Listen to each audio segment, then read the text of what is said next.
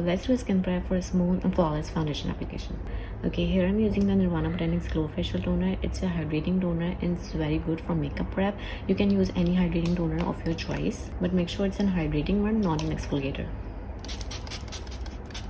Make sure to apply the next product after it dried completely. So now the toner has dried down completely, no residue at all. Now I'm using this Glow Recipe Watermelon niacinamide dew drops, and it is so good. You can use any niacinamide serum, but I prefer to use this one specifically because this is so good. It does not make your foundation cakey at all, plus make your foundation last all day, minimize your pores. You can even use it under your eyes.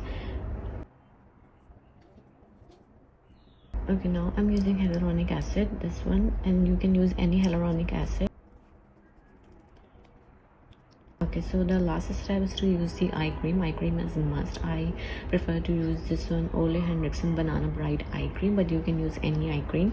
This one is specifically used before concealer, so I love to use this one. This one is too much. Have very dry under eye, you can use even a niacinamide. It just works the same. My skin is all prep for foundation, and your skin should look like a little bit sticky to stick the foundation on top of your skin. And that's it. This is it. Hope you like the video. Follow for more.